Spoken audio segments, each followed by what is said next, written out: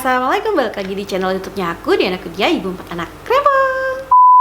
Apa kabar kalian semuanya? Semoga kalian sehat selalu. Di video ini aku mau sharing mengenai persiapan melahirkan secara normal. Nah, di sini aku cerita sesuai pengalaman aku ya, Mam. Jadi kalau misalnya kalian mau nambah-nambahin dari yang aku ceritain di video ini, boleh banget untuk tulis di kolom komentar bawah.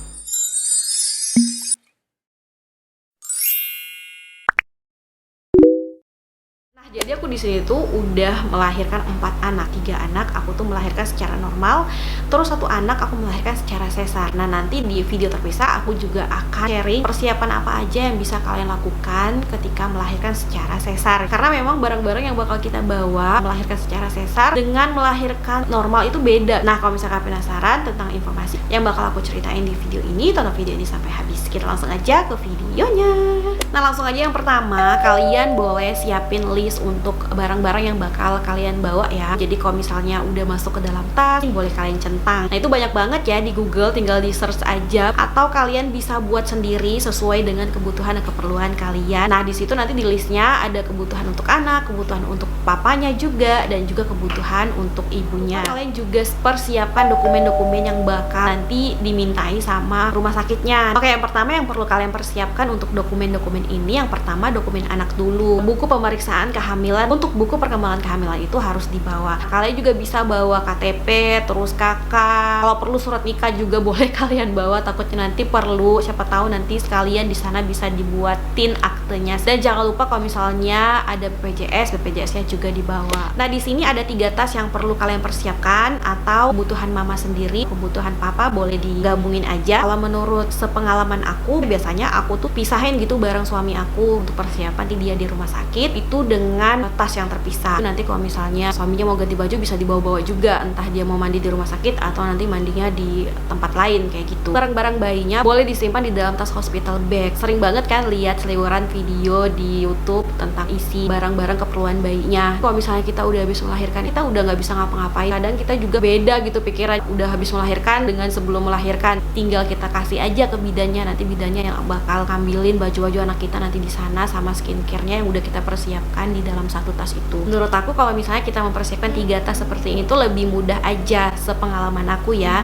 Tapi kalau misalnya kalian merasa lebih praktis dengan 1 tas, itu juga boleh banget. Pokoknya personal masing-masing lah maunya tuh seperti apa. Memang kalau misalnya kita mau melahirkan secara normal tidak akan banyak bawa-bawa barang. Tapi personally aku kalau udah mau melahirkan ya, kita kan nggak tahu ya. Emang niatnya mau melahirkan normal, tapi tiba-tiba nanti operasi kan kita juga nggak tahu. Aku tetap prepare-nya untuk 4 hari, walaupun nanti di rumah sakit aku 1 atau 2 hari udah pulang, nggak apa-apa, dipersiapin aja seperti itu, karena kita memang nggak tahu kedepannya tuh terjadinya tuh kayak apa. Nah, terus langsung aja kita bahas isi untuk tas bayinya. Yang pertama itu skincare-nya. Boleh kita beliin memang khusus untuk traveling yang kecil-kecil aja, atau kalau memang nggak mau ngeluarin budget lagi, boleh dipakai yang ada di rumah aja. Kalau aku bawanya ya sabun, sampo, minyak telon, udah itu aja. Boleh dipersiapin bajunya itu untuk 4 hari.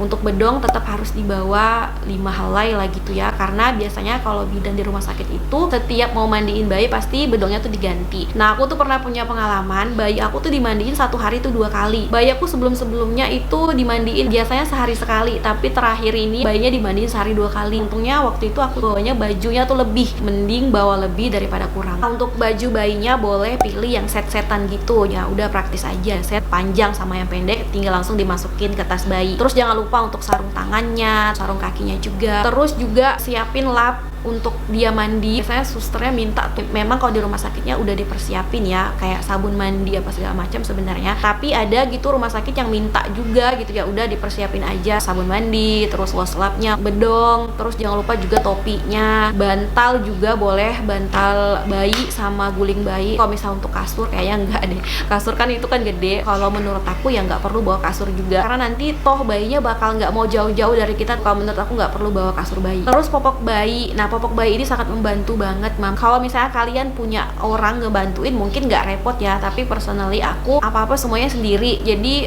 pakai popok nih sangat ngebantu aku banget. Jadi popok bayi boleh untuk dibawa atau dipersiapin. Pilih popok bayi yang khusus untuk bayi baru melahirkan. Kemudian handuk. Nah, jangan lupa untuk bawa handuk bayi, bawa selimut, terus gendongan juga. Nah, gendongan ini fungsinya nanti kalau misalnya untuk bawa bayinya kalau udah pulang. Barang yang kalian boleh bawa pada saat di rumah sakit, sesuai pengalaman aku ya, sangat ngebantu banget itu adalah bantal menyusui. Kan pada saat pertama kita baru lahiran itu kan sakit ya, perut tuh kan kayak mau jatuh, nggak enak di bagian perut. Terus kita harus belajar menyusui anak kan pada saat itu. Khususnya untuk kalian mama baru pasti bingung kan untuk kasih ASI pertama kali karena anaknya masih segede ini. Dengan bantal menyusui ini bisa ngebantu kita gitu, lebih mempermudah untuk memberi ASI, terus untuk ngajarin anaknya untuk pelekatan dengan bantal menyusukan ini. Oke, lanjut isi tas mama. Bawa baju gantinya cukup 3 pasang atau 4 pasang. Nanti bisa disesuaiin aja, kalau misalnya pakai jilbab ya boleh juga dibawa jilbab yang hari-hari aja yang gampang diganti. Skincare mama juga boleh dibawa. Kalau misalnya memang mau make upan juga boleh bawa make up gitu ya. Untuk skincare mandinya juga, peralatan mandinya juga seperti handuk. Untuk handuk personally aku saranin buat moms pakai handuknya yang bentuk seperti baju aja. Kalau untuk rambut bisa pakai handuk kecil aja. Itu mempermudah banget. Kalau misalnya habis lahiran tuh kan kayaknya kita nggak mau repot-repot, kita habis mandi selesai ya udah tinggal dipakein aja ke badan. Terus untuk peralatan mandinya boleh pakai penggosok yang agak panjang, nanti aku tunjukin gambarnya di sini. Juga mempermudah banget kalau misalnya mau gosok kaki atau gosok punggung di belakang. Jadi momsnya nggak perlu nunduk nih, habis melahirkan tetap bisa mandi bersih. Atau lebih enaknya lagi minta dimandiin orang, itu sebenarnya lebih enak. Biasanya ada rumah sakit juga menyediakan jasa untuk kita tuh bisa sekaligus dimandiin, terus kemudian daleman di alas kaki juga boleh dibawa, sesuaiin kebutuhan aja. Kalau misalnya kita sebelum mau melahirkan kita tahu kan tempat yang bakal kita nanti melahirkan tuh di mana, bisa survei dulu tempatnya tuh seperti apa dan barang-barang yang bakal dibawa itu bisa disesuaiin dengan tempat yang bakal kita mau melahirkan di sana. Pembalut khusus untuk ibu yang lagi nifas biasanya sih juga udah dipersiapin dari rumah sakit ya, tapi nggak apa-apa nanti dibawa lagi aja, siapa tahu yang dikasih sama bidannya agak kurang nyaman, jadi kita bisa pakai balut yang kita beli sendiri. Kemudian bra menyusui kan bentuknya tuh kayak gini, tapi kalau misalnya mam tidak enak gitu pakai bra menyusui yang bentuknya kayak gini, boleh banget untuk pakai bra yang biasa aja, bentuknya yang enggak ada kawatnya, jadi dia full bahan katun. Kalau aku sih personally lebih seneng bra yang biasa aja sih, karena aku bisa pakainya juga lebih lama. Kemudian kain jarik. Nah, kain jarik yang kayak gini siapin aja 4 helai karena ini bakal banyak banget dipakai, terutama untuk melahirkan normal. Darah habis melahirkan tuh kan biasanya banyak banget. Nah, kain jarik ini tuh biasanya bidan pakai untuk ngelapin, sebagian itu nanti dipakai untuk darah, itu sebagian dipakai nanti untuk kita selesai habis melahirkan. Nah, terus korset ini sangat penting ya untuk dibawa, karena kalau misalnya habis melahirkan, terutama untuk melahirkan normal udah boleh pakai korset. Kalau sesar kan harus 4 hari, setelah 4 hari baru boleh pakai korset kan. Nanti tinggal ditentuin aja korset seperti apa yang bisa kita pakai. Korset ini tuh mempermudah moms nanti untuk bergerak. Terus kemudian cemilan, kalian boleh siapin gitu cemilan apa yang mau kalian bawa. Menurut aku kalian boleh bawa cemilan yang manis-manis, karena kalau cemilan yang manis itu menambah energi kan. Kalau kita habis melahirkan udah ngeluarin energi banyak banget dari asupan yang manis-manis ini, bisa menambah energi kita. Kalian tuh bisa bawa coklat, minuman yang manis-manis. Kalau aku suka Pocari Sweat, minuman-minuman yang menambah energi kayak gitu. Si 1000 itu juga aku biasa suka prepare. Kan dia ada 2 jenis ya, ada yang orange sama yang warna kuning. Yang lebih bagus tuh yang orange. Pokoknya yang kalian suka, yang enggak buat tambah stres. Cemilan itu kalau menurut aku juga sangat penting banget. Kemudian yang terakhir adalah elektronik. Kalau kalian kepengen mendokumentasikan semua perjalanan lahiran anak kalian, kayak kamera, handphone, apa segala macam, untuk barang-barang elektronik kayak gini nggak terlalu perlu kalau misalnya kalian udah melahirkan. Nanti kalau udah melahirkan kalian nggak akan mikir gitu mau cari mana handphone. Biasanya ini kepake di saat kita menunggu untuk lahiran, apalagi kalau anak pertama ya, itu bakal lama banget bayinya turun. Untuk pembukaan 1, pembukaan 2, pembukaan 3 itu agak lumayan